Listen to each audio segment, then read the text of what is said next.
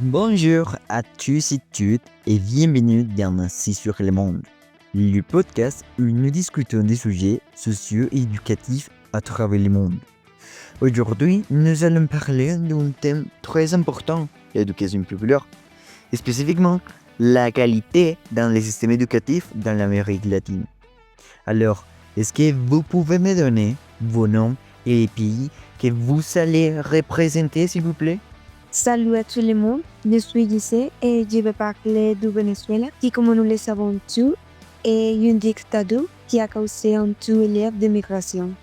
Bonjour, je suis Gigi et je vais parler sur Cuba et une île socialiste. Bonjour à tous. Merci à notre hôte Edwin pour l'invitation. Je m'appelle Joran et je vais présenter le Nicaragua, le plus grand pays d'Amérique centrale.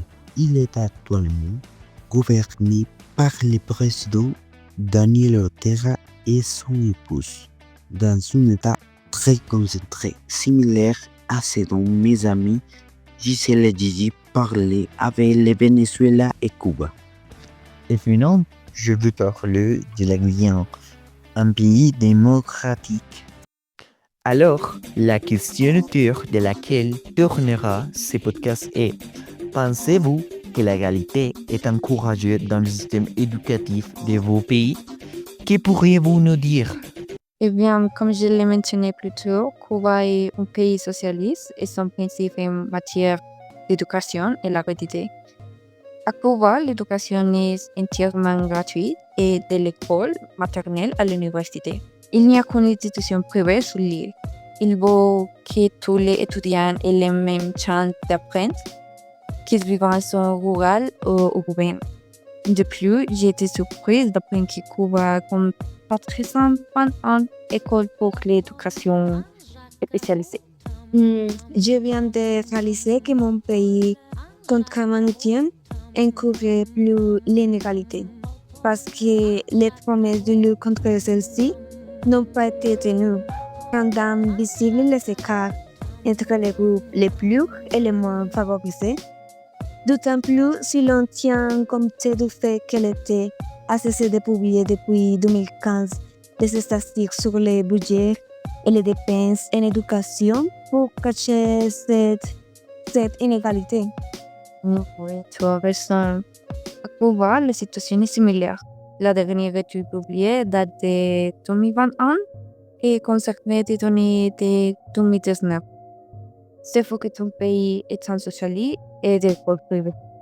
Oui, je suis d'accord, mais nous devons tout de même souligner le travail des mouvements internationaux d'éducation populaire qui sont intervenus à Venezuela pour lutter contre cette situation. Cahier Jerk a promouvoir la formation des personnes critiques, des personnes créatives et autonomes.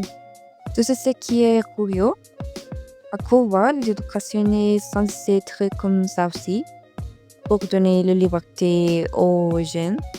Mais en réalité, quand ils vont défendre ses droits, ils sont accusés pour s'écouter. En fait, les pauvres qui s'opposent au socialisme du pays ne peuvent pas donner de cours. Et il faut ajouter à cela les pénuries d'enseignants dans le pays. Il manque environ 24 000 professeurs à Cuba et c'est grâce ne pouvons souvent pas enseigner. C'est vraiment triste. Oui, bien sûr. Et il faut ajouter à cela les paiements indignes du travail pédagogique, la violation des droits des travailleurs et comme tu l'as mentionné, la persécution et la censure de la part des gouvernements qui obligent les enseignants à migrer et la dizaine ici, celui qui affecte principalement les plus vulnérables puisque l'éducation publique est limitée et que la privée est chère. Totalement. Les salaires restent terribles. J'ai lu qu'un professeur disait qu'il pouvait gagner plus en travaillant dans un café que les salaires d'une journée équivaudrait au salaire mensuel d'un enseignement. Oui, j'ai aussi lu dans un reportage que les salaires moyens des enseignants au Venezuela est de $14 par mois. Non, ils ne parlent même pas d'infrastructure. C'est terrible. Il y a des écoles avec 800 étudiants où ils n'ont qu'une seule toilette qu'ils doivent aussi partager avec les enseignants et les personnels administratifs de l'endroit. Et dans d'autres situations, ce sont les parents qui doivent trouver une solution. Oh oui, la même situation se produit dans une école de Maracaibo où ce sont les parents qui ont réalisé les installations électriques. Vous pouvez les voir? C'est terrible. C'est très intéressant de vous entendre parce qu'en Guyane, la situation est différente, mais les inégalités existent aussi. Le gouvernement fait des efforts pour rendre l'éducation accessible à tous, surtout dans les régions intérieures où vivent beaucoup de communautés autochtones. Cependant, les écoles manquent souvent de ressources et de professeurs formés. L'éducation est gratuite, mais la qualité n'est pas la même partout. Malgré tout, il y a des projets d'éducation populaire, même par des ONG et des rôles communautaires qui cherchent à renforcer la participation et la conscience sociale des gens.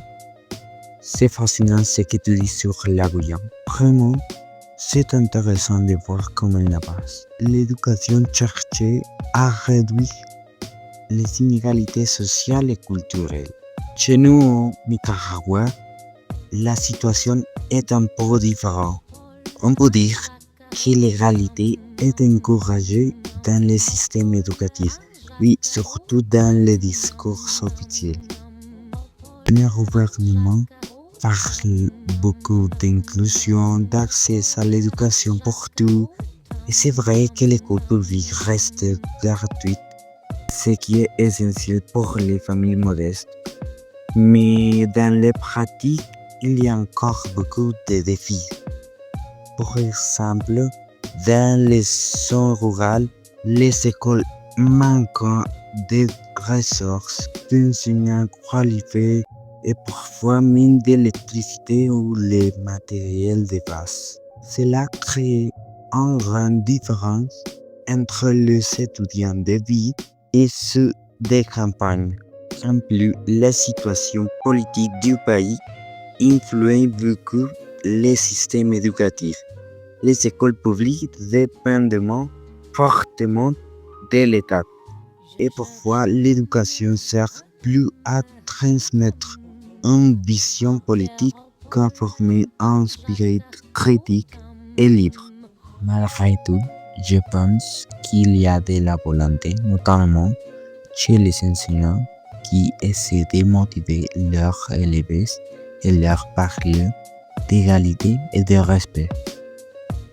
Donc oui, on avance petit à petit, mais l'égalité éducative en Nicaragua reste un objectif plus qu'une réalité. Alors, pour finir, ici nous savons vous que les inégalités existent et peu importe le type de système. Alors, peut-être devrions-nous repenser les choses. Au lieu de toujours blâmer le système de gouvernement, nous pourrions essayer de provoquer les changements à partir de notre propre pouvoir. C'est quelque chose que nous devons repenser. Et bon, ça serait tout pour aujourd'hui dans Assis sur le monde. Et merci beaucoup pour écouter nous. À la prochaine. Au revoir.